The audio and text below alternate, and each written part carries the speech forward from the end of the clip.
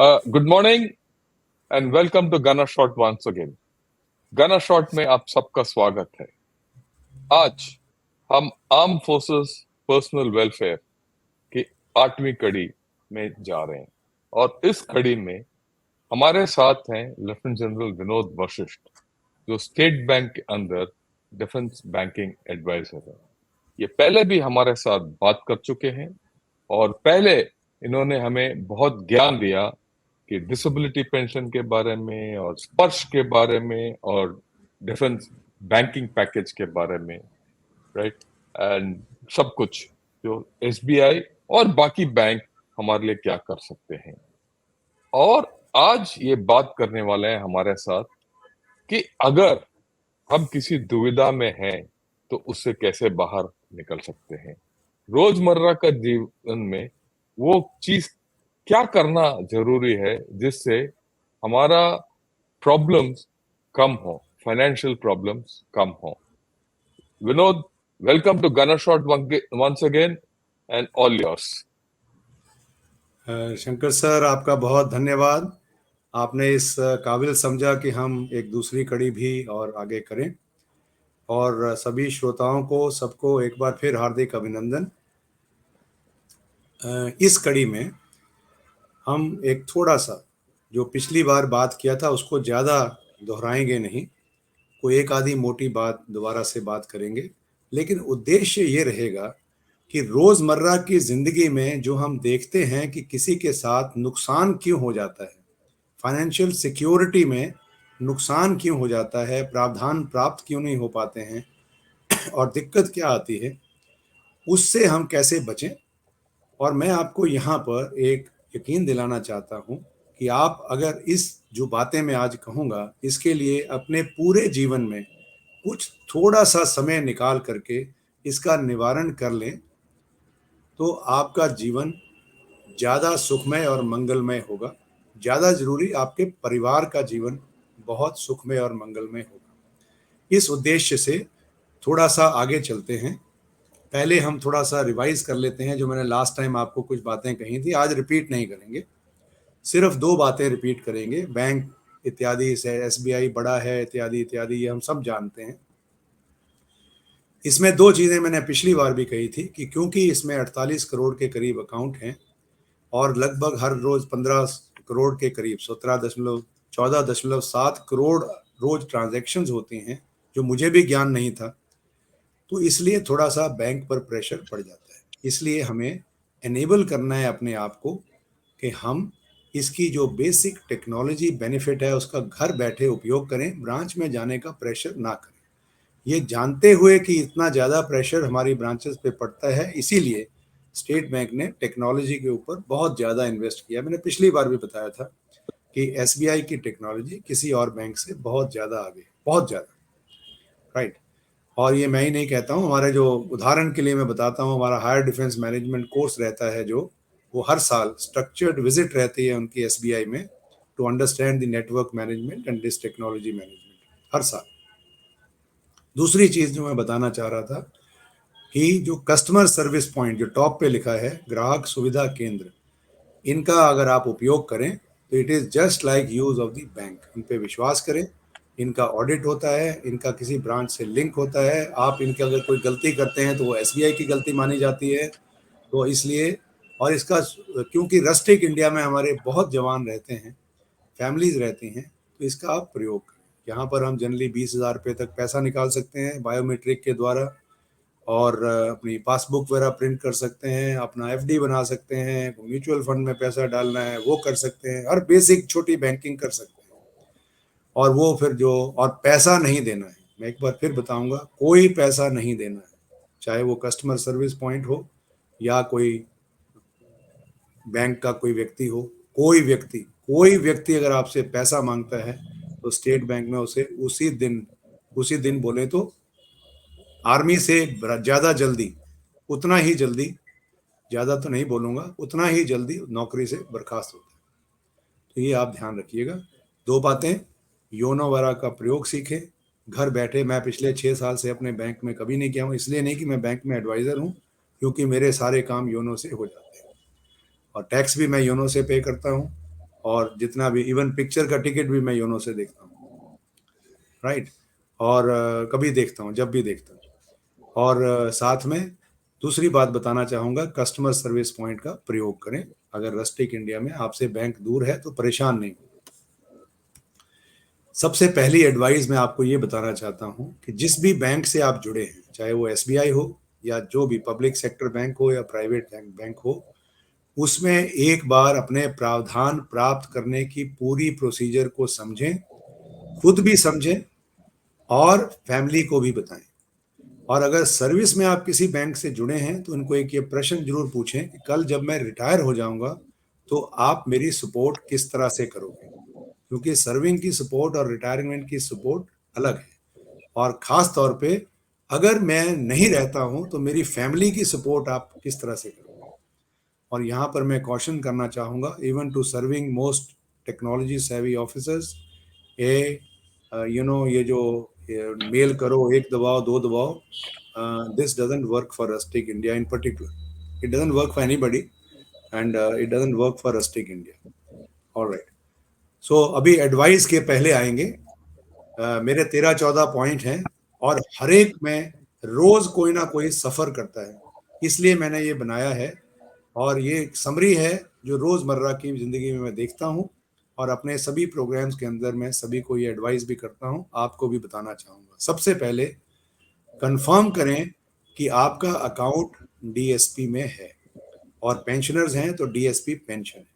और इसमें बैंक से पूछना नहीं है कि मेरा अकाउंट डीएसपी में है। हमें ज्ञान भी नहीं होता है कि वो बैंक जो स्टाफ बिजी है वो कैसे, वो हाँ बोल रहे हैं ना बोल रहे हैं, गर्दन ऐसे जा रही है ऐसे जा रही है, पता नहीं चलता है। इसलिए पासबुक में स्वयं देखें या योनो के अंदर खुद देखें, उसके अंदर अकाउंट की जो कैटेगरी है वो चेक करें। आपकी करेक्ट कैटेगरी होनी चाहिए डीएसपी पेंशन गोल्ड। सर्विंग जवानों की कैटेगरी होनी चाहिए डीएसपी गोल्ड। ऑफिसर्स की कर्नल एंड अबव कैटेगरी होनी चाहिए डिफेंस सैलरी पैकेज प्लैटिनम। ये सबके लिए लागू है, इसको अपग्रेड करें। नहीं है तो ब्रांच में जाके इसको अपग्रेड करें और डीएसपी पेंशन जरूर जरूर जरूर कराएं, नहीं तो बहुत नुकसान होता है फैमिली का। नेक्स्ट, मैंने पिछले प्रोग्राम में भी कहा था, अगर आपका मोबाइल नंबर और आईडी करेक्ट नहीं है अकाउंट में तो नए सिस्टम में आप जो है वो बिल्कुल एक एक आपका कॉन्टैक्ट इज ओनली डिजिटल। और इसी तरह से सर्विस में है तो अगर ये अकाउंट में अपडेटेड नहीं है तो बहुत जवान बेचारे मुझे कहते हैं कि साहब मैं तो शमशाबाड़ी के ऊपर था, 3 महीने बाद नीचे आया, घर आया तब मैंने पासबुक देखी तो देखा 6 महीने के अंदर 1.5 लाख रुपया निकल गया।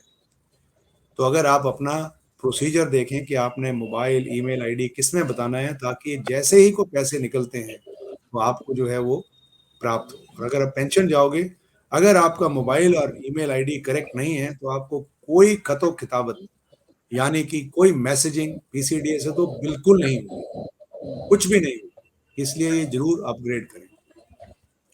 तीसरी चीज, ये बहुत बहुत बहुत जरूरी है जो मैं अब कहने जा रहा हूँ। ये मैंने ऑफिसर्स में भी देखा है, 3 स्टार्स में भी देखा है और जवानों में भी देखा है, और जवानों में ज्यादा देखा है, ऑफिसर्स में भी बराबर देखा है। क्या करना है, यकीन करना है कि आपका जॉइंट अकाउंट और या नॉमिनी के नाम, आधार और पैन, इन दोनों के साथ सेम टू सेम हो। इसके अंदर स्पेलिंग की भी एरर नहीं होनी चाहिए। मैं हमेशा अपनी माँ के नाम का उदाहरण देता हूँ। उनका नाम जैसे निर्मला था तो उसमें NIRMLA या NIRMALA, ये दोनों दो अलग व्यक्ति। इसके लिए आप जो है प्लीज अपने अकाउंट में अपना आधार, पैन, अपना जॉइंट अकाउंट और नॉमिनी, ये सभी के यकीन करें। इसी तरह से फिक्स डिपॉजिट्स के नॉमिनीज में भी ये जरूर चेक करें। अगर मैं क्लेम करने जाऊंगा तो अगर अपनी मैं आइडेंटिटी प्रूव नहीं कर सकता आधार और पैन से तो मुझे कुछ नहीं मिलता। फिर हम चक्कर काटते हैं, फिर हम सर्टिफिकेट बनाते हैं कि मैं वही व्यक्ति हूँ, फिर हम किसी जज के पास जाते हैं, फिर हम हेयर सर्टिफिकेट बनाते हैं। ये मैंने बहुत जगह देखा है, इसलिए फिर मैंने ये बोला है कि ये थोड़ा सा सबको जरूर बताना है। तीसरी चीज, अपने अकाउंट में, ये this is more for serving soldiers, देखिए सर, ऐसे है कि हम लोग समझते हैं कि नॉमिनी जो है वो मैं किसी को करूं या ना करूं। मेरी फैमिली है, बच्चे हैं, नॉमिनी लेकिन माँ के नाम से। मैं रोज तो नहीं कहूँगा, बट हर माह में एक आधी कॉल जरूर आती है जब किसी व्यक्ति का साथ अकस्मात मृत्यु हो जाती है और वो पैसे लेने के लिए जो है वो वाइफ को नहीं मिलते, और माँ और वाइफ का झगड़ा हो जाता है, ससुर और बहू का झगड़ा हो जाता है। ये रोज हम देखते हैं, हर रोज आनाकानी होती है। इसलिए कमांडिंग ऑफिसर्स को मैं हमेशा रिक्वेस्ट करता हूं कि पहले नॉमिनेशन को सही करो, और ये कर्नल्स में भी ने देखा है। और जब तक नॉमिनेशन का अपना सेटलमेंट ठीक नहीं है तो अपने क्लेम को प्राप्त करने की जल्दी ना करें, ताकि क्लेम जो है वहां मिले जहां पर वो नॉमिनेशन डेथ के बाद चेंज नहीं हो सकती। लेकिन हम सभी को एडवाइस करते हैं कि एक बार अगर नॉमिनेशन में लड़ाई झगड़े का कोई चांस है तो पहले उसे सेटल कर लो, रेस्ट आप समझ सकते हैं कैसे करना है। तीसरी चीज, चौथी चीज, जो रोज हमारे को विडोज की कॉल रोज ही आती है, ये तो हर रोज आती है, साहब इनकी डेथ हो गई और इन्होंने इतना लोन ले रखा है, और इन्होंने 20 लाख रुपए लिए, 38 लिए, पर्सनल लोन लिया, और सर वो मेरा लोन माफ करा दो, इनकी तो डेथ हो गई। लोन कोई बैंक माफ नहीं करता, कोई बैंक माफ नहीं करता। इसलिए जब भी लोन लें, पेंशन लोन वैसे ही सस्ते होते हैं, अपनी लोन को जोर सिक्योर करें, खुद करें इंश्योरेंस ना करें वो आपकी मर्जी। स्टेट बैंक में हमने एक सारा ये प्रोसीजर कर रखा है कि जब भी कोई लेन लाता है आप लिखित में लेंगे कि सर आप लोन ऋण रक्षा कर लीजिए। ऋण रक्षा का अर्थ है ऋण की रक्षा। अगर आप नहीं करते हैं तो फिर बाद में आपको जो है हम ये दिखाते हैं फिर उन्हें कि जो भी लोनी थे उन्होंने ये डिक्लाइन किया, इसलिए आप थोड़ा सा, अभी ये थोड़ा सुधार हो गया है इसमें, लेकिन ये बहुत बहुत जरूरी है। नेक्स्ट चीज मैं बताना चाह रहा हूँ, ये सभी के लिए बहुत लागू है। एक बार एक कर्नल साहब का मुझे एक फोन आया था कि मेरे को लोन लेना है, मेरे बेटे ने पढ़ने जाना है विदेश में और मुझे लोन नहीं मिल रहा क्योंकि मेरा सिविल स्कोर जो है 590 है, जो कि एक बॉटम स्कोर होता है, जैसे हम आर्मी में कोर्स की ग्रेडिंग बोलते हैं, इको से भी नीचे।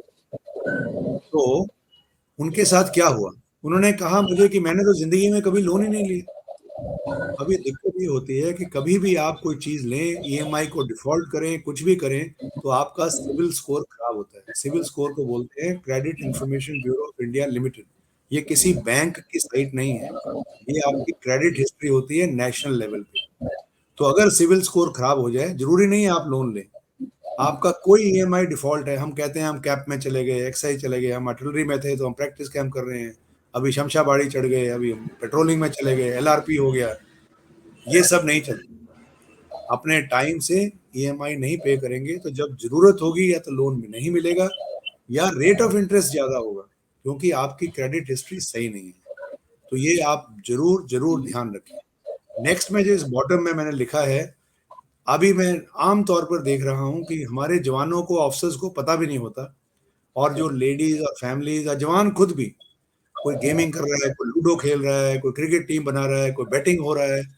ये सारी जो एडवर्टाइजमेंट्स हमारी जो टीवी पे आती हैं, ये हमारी ह्यूमैनिटी के खिलाफ है, और बहुत नुकसान हमारे सैनिकों का हो रहा है, और सैनिकों ने लाखों लाखों नहीं बोलूंगा, हजारों रुपए तो श्योरली गवाए।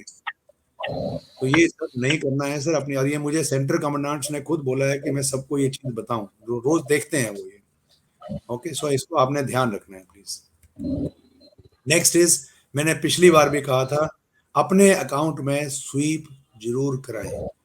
7% ब्याज मिलता है आपके सेविंग्स अकाउंट में, इसको नहीं नहीं छोड़ना है।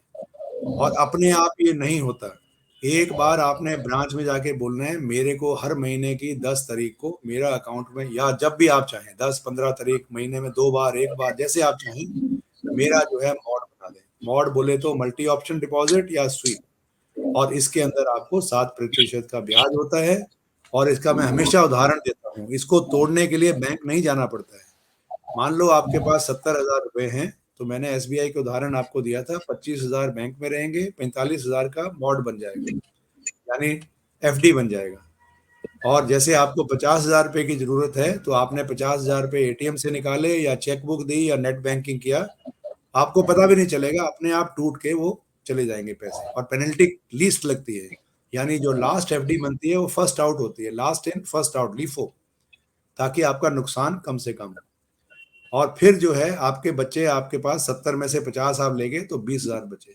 जब आपकी एक्स पेंशन आई या कहीं से पैसे आए तो वो रख करके दोबारा फिर 25,000 के ऊपर फिर एफडी बच जाती है। तो ये ऑटोमेटिक होता है। तो इसलिए आप इसको जरूर प्रयोग करें। इसमें छोटा सा एक ब्रांच में एक बार जाने के लिए, जीवन भर में सिर्फ एक बार। और योनो का अगर आप यूज करते हैं, जो मेरा नेक्स्ट पॉइंट भी है, तो आप उसके ऊपर स्ट्रेट अवे देख सकते हैं कि आपका आज मॉड बैलेंस कितना है, आपके अकाउंट में कितने पैसे हैं और ट्रांजैक्शन क्या, एक सेकंड में आप बैठे बैठे जरूर कर सकते हो। Okay, next, account transfer. अगर आप योनो यूज करते हो और सिंगल अकाउंट है तो 1 मिनट में कहीं से कहीं देश में अकाउंट ट्रांसफर कर सकते हैं। अगर आप सर्विस में रहते हो, यानी हमारे एक्स सर्विसमैन भी बहुत काम करते हैं, रहने वाले वो राजस्थान के होते हैं, नौकरी उन्हें गुजरात में मिलती है या कहीं और मिलती है, और अकाउंट अगर आप ट्रांसफर करना चाहते हैं, जॉइंट अकाउंट है, वैसे भी हर बैंक में, एसबीआई में भी है, हर बैंक में जो अकाउंट होते हैं वो यूनिक होते हैं। आप पूरे देश में कहीं से भी ऑपरेट कर सकते हैं। अभी जो है होम ब्रांच और नॉन होम ब्रांच का डिफरेंस बहुत कम हो गया। अगर आपने अकाउंट ट्रांसफर करना है तो आपने नए जहां पर आप हैं, ब्रांच मैनेजर के पास जाएं, एक छोटी एप्लीकेशन दे, आके सारा काम वो खुद करेंगे। आपको मैं गारंटी देता हूं कि वो अकाउंट खुद ट्रांसफर करेंगे और 4 या 5 दिन में देश में आपका अकाउंट कहीं भी हो वो वहां पे ट्रांसफर हो जाएगा। Next advice I want to give you is कि जो हमारा पर्सनल एक्सीडेंट इंश्योरेंस है उसके अंदर एड ऑन कवर को कभी नहीं भूलना है। एक्स सर्विसमैन के लिए खास तौर पे लागू है, और जो हमारे हवलदार, जेसीओज और कर्नल्स एक्सेट्रा, जब उनके बच्चे 18-24 साल के हो जाते हैं, उनके लिए बहुत लागू है। इसी के साथ डेबिट कार्ड इंश्योरेंस सर कभी नहीं भूलनी है। मैडम जो भी सुन रहे हैं, कभी नहीं भूलनी, इसको कोई क्लेम नहीं करता सर। इसका प्रोसीजर हर बैंक में हमने वो सर्कुलर डाला हुआ है, आपने उसको प्रयोग करना है, और इसका प्रोसीजर पाई के साथ लिंक नहीं करना, उसका प्रोसीजर अलग है, डेबिट कार्ड का प्रोसीजर अलग है। लेकिन आपने कहीं नहीं जाना, सिर्फ ब्रांच में जाना। ओके, इसी के साथ में this is more for serving officers. ऐसे है सर कि पोस्टमार्टम रिपोर्ट्स और हमारी इंक्वायरीज को हम थोड़ी सी गलती कर जाते हैं। यहाँ पर एक छोटा सा उदाहरण देते हैं, वो शायद सर्विंग के लिए थोड़ा ज्यादा है, but ex serviceman must guide somebody in distress. जैसे हमारी यूनिट में कुछ हुआ, अभी मेरी अपनी यूनिट में कुछ हुआ था, रेल एक्सीडेंट में कुछ डेथ हो गई, तो वहां पर भी थोड़ा सा हम इस तरह से आगे गाइड करते हैं। आप भी इसको उपयोग करें। ऐसे है कि उदाहरण के लिए एक ग्लेशियर के अंदर एक यूनिट है, वहां से एक बच्चा लांस नायक छुट्टी आता है, और राजस्थान के एक छोटा सा गांव, मैं नाम लेता हूँ तीतावड़, जो हमने सुना भी नहीं कभी, और 24 साल या 23 साल की उनकी विधवा है। उनका एक एक्सीडेंट होता है, और मोटरसाइकिल पे वो बहन की छुट्टी के लिए आए थे सियाचिन से, और वो ना साथ वाले हॉस्पिटल में लेके जाते हैं, वहां पर उनकी हालत खतरा होती है। तो उसके बाद में फिर थोड़ा सा वो चीर फाड़ करते हैं, वे कहते हैं नहीं ठीक होगा, जयपुर ले जाते हैं। 15 दिन बाद उनका स्वर्गवास हो जाता है, और हम उसके अंदर इंक्वायरी वगैरह में ये पाया लिखा जाता है कि उनकी डेथ हुई क्योंकि पानी जो है वो फेफड़ों में भर गया। अभी जो है ये क्लेम इस वजह से डिनाई हुआ। अभी हमें रात को नींद नहीं आती कि ऐसा क्लेम जिसके अंदर एक सड़क पे एक्सीडेंट हुआ, और फिर जो है उसे लेकर के कहीं गए कि यार इसका चीर फाड़ करेंगे, एक्चुअली वही करेंगे, नियरेस्ट हॉस्पिटल में जाएंगे, वहां पर डॉक्टर्स नहीं कर पाए, फिर हम जयपुर गए। अभी क्या है, उसकी इंक्वायरी में मैंने ये पाया कि हमने ये नहीं लिखा कि उसका एक्सीडेंट हुआ, उसकी वजह से हुआ, बाकी सब चीजें जो हुई उसके साथ हुई, और सारी कोर्ट ऑफ इंक्वायरी और पोस्टमार्टम रिपोर्ट में ये चीज सामने आई। तो फिर जो है उसका केस, ऑफ कोर्स उनको पे हो गया पैसा, लेकिन काफी मेहनत करनी पड़ी। मुझे खुद एक्चुअली बॉम्बे भी जाना पड़ा एक्सप्लेन करने के लिए। मैं नहीं चाहता हूं कि ये किसी के साथ, छोटी सी बच्चियां 22-23 साल की जो है उनके साथ कभी ऐसे हो। तो ये थोड़ा एग्जाम्पल मैंने इसलिए साइट किया है कि इंक्वायरीज और पोस्टमार्टम रिपोर्ट में थोड़ा सा ध्यान दें। Accident is accident, self harm should not surface. ये थोड़ा सा, and serving officers, if anybody is listening whose unit is in high altitude is death is covered even for a heart attack in SBI. No other bank covers it.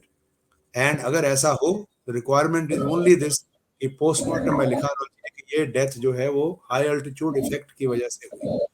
ये मैंने insurance companies को हम सब explain करते हैं कि second stage third stage पहुंचने से पहले कितने मेडिकल चेक होते हैं। हार्ट अटैक किसी को भी हो सकता है। एक बार मैंने उन्हें कहा कि जरा 20 किलो वेट लेके जरा रोहतांग में चढ़ के आओ। तो ये सब होता है, लेकिन हमें थोड़ा सा पोस्टमार्टम को मॉनिटर करना है। नेक्स्ट पॉइंट मैंने पिछली बार भी कहा था, एक बार फिर आपको बताऊंगा। कभी भी आपको डिस्ट्रेस है तो साइट आप खोलते हैं एसबीआई की। एसबीआई की सिर्फ एक ही साइट है, एसबीआई। वो 18-20 साइट वहां खुल जाएंगी और 18-20 टोल फ्री नंबर लिखे होंगे, वो सब फ्रॉड सर्ट वाले नंबर हैं। वो कभी जवाब नहीं देते। हम एसबीआई को गाली निकालेंगे कि ये जवाब नहीं देते, और वो फ्रॉड वाला है, वो जवाब कभी नहीं देगा। सिर्फ ये देखा गया कॉल कहाँ से आई और आगे वो अपना तांता शुरू कर देगा। इसलिए जो मैंने टोल फ्री नंबर बताए थे उनको आप उपयोग करें। एक बार फिर बताऊंगा आज, या सिर्फ ऑफिशियल साइट से नंबर लें या नियरेस्ट ब्रांच से पता करें कि मुझे करेक्ट नंबर बताइए। Okay, right. नेक्स्ट इज, कभी भी जो क्रेडिट कार्ड है वो हमेशा प्रलोभन से यूज ना करें।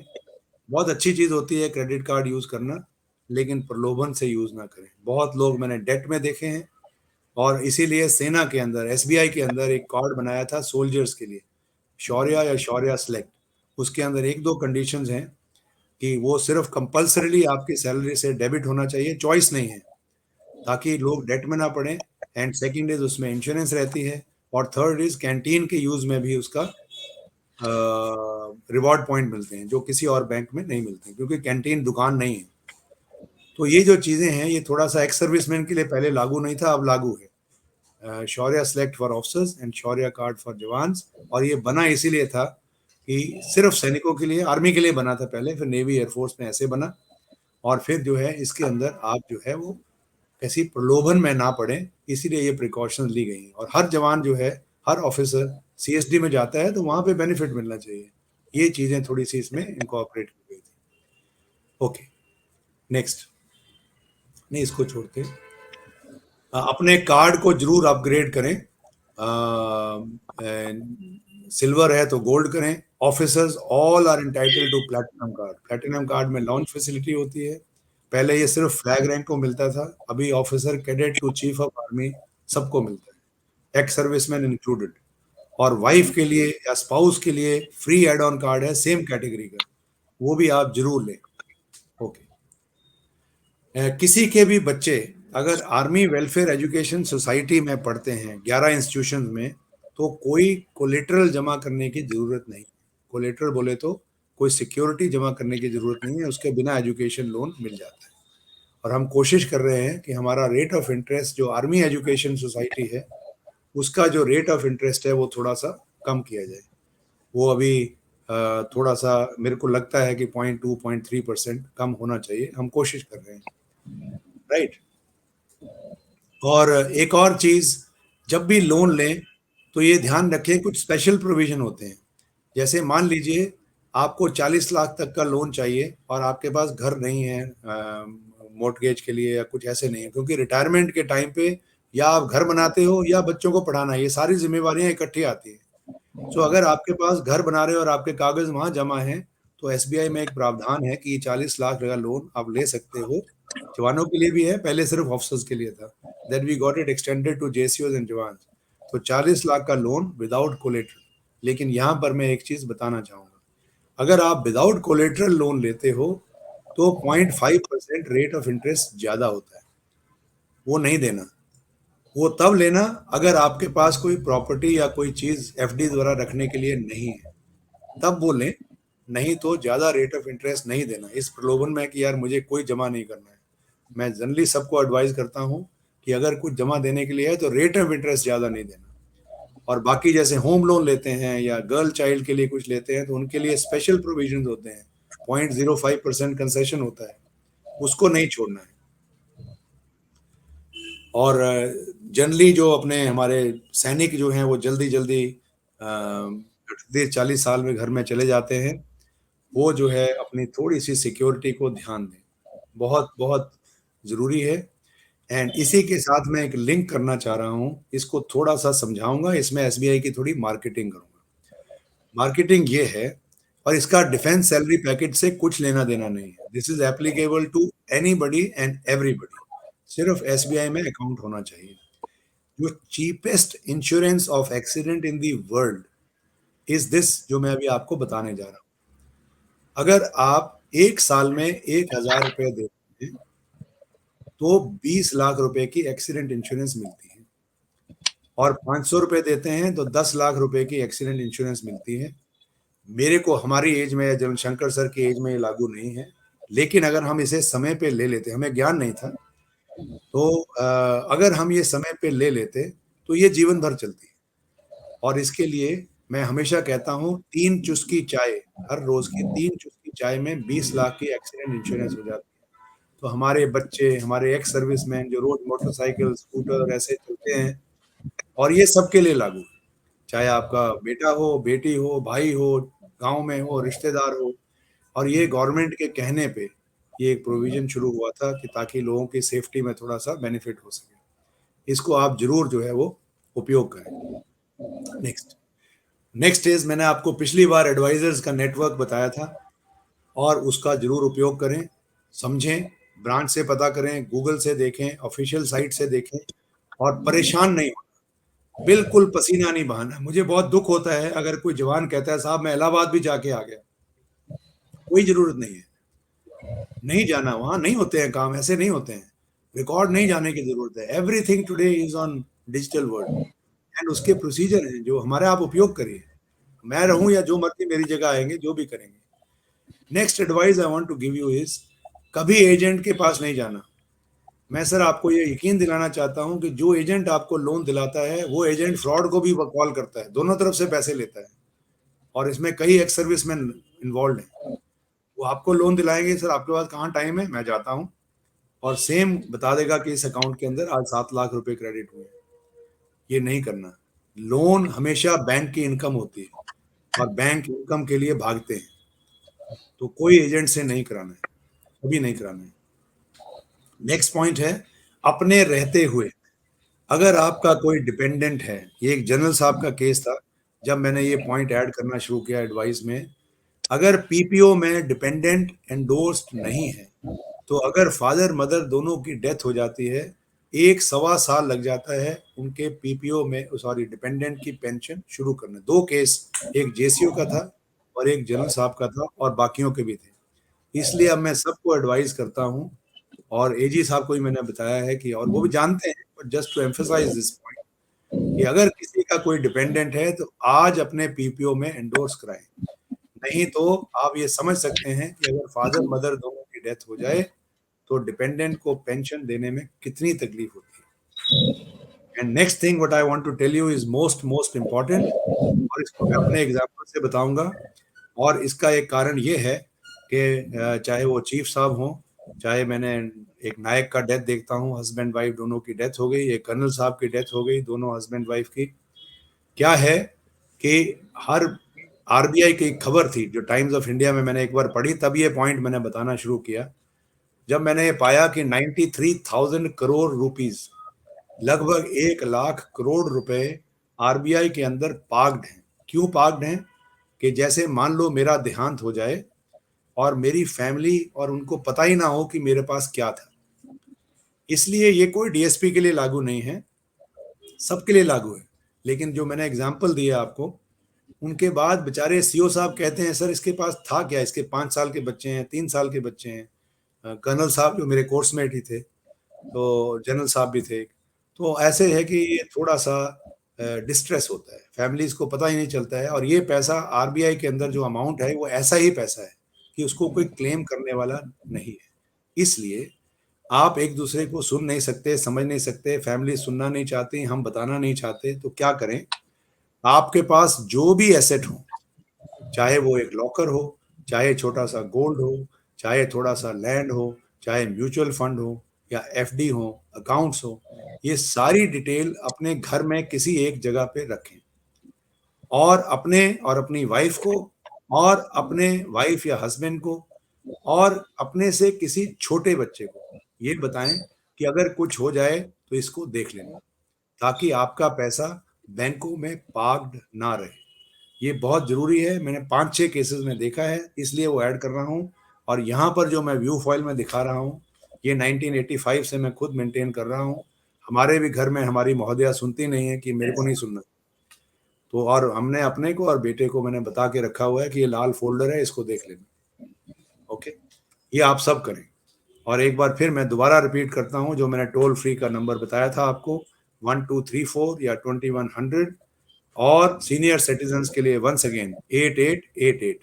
ये अभी लास्ट वीक ही शुरू हुआ है, इनका आप उपयोग करें। और एक बार फिर मेरे नंबर आपके पास स्लाइड में है। ये जो 13-14 मैंने आपको पॉइंट्स बताए हैं, अगर आप इन पे थोड़ा सा समय लगा देंगे, सो आपका जीवन में किसी को समस्या किसको होगी? समस्या होगी जो पीछे रह जाते हैं। तो इसलिए अभी हमारी सबकी एक्स सर्विसमैन की एज वल्नरेबल होती है, सर्विंग में भी हमारी एज आधा टाइम वल्नरेबल होती है। तो थोड़ा सा इन चीज़ों का ध्यान रखें और अपने जीवन में कोई बादल ना छाने दें। That is my request to all of you. And इसके अंदर जो मैंने आपको बताया है सर, इसमें कोई मिथ्या नहीं। और अगर आप समझे कि मैं तो वही व्यक्ति हूँ, अपने आप अकाउंट चेंज कर दो, नहीं होता है सर, कभी नहीं होता। Thank you very much sir, God bless you. हाँ, थैंक्स अ लॉट। आपने बहुत अच्छा ये प्रोग्राम किया है। मैं सबको बताना चाहता हूँ, इसी प्रोग्राम में इसी दौरान मेरे को 2-3 सीख हुआ है। जब मैं रिटायर हुआ था, मेरे पास एक एसबीआई का क्रेडिट कार्ड था। अब उसके बाद 7 साल हो गए, मेरे को ये नहीं पता है कि एक नया क्रेडिट कार्ड है, शौर्या सेलेक्ट और शौर्या, और आज मैं जाके अपना नया क्रेडिट कार्ड बदली करने वाला हूँ। उसी तरीके से बहुत चीजें हैं जो आपने बताया कि एक एड ऑन कार्ड भी मिलता है, debit card, right, on defence salary package, जो हमें नहीं पता था, क्योंकि आज तक मेरे पास एक ही डेबिट कार्ड है, वो मेरे मेन पैकेज के ऊपर है। तो अगर मेरा ये हालत है और मैं एक जनरल हूँ, तो आपका क्या हालत होगा? आप कृपया जो जनरल वशिष्ठ ने बताया है, ध्यान दीजिए और उसके ऊपर अमल कीजिए, क्योंकि आपके लिए फायदेमंद होगा। Thanks a lot general Vashishtha, and I am so grateful कि आपने ये समय निकाला है और सबने बताया। और मैं यही चाहूंगा जो सुन रहे हैं, प्लीज गिव इट टू जितने फौजी भाई हैं उन सबको दीजिए। Thank you, good morning and जय हिंद। जय हिंद।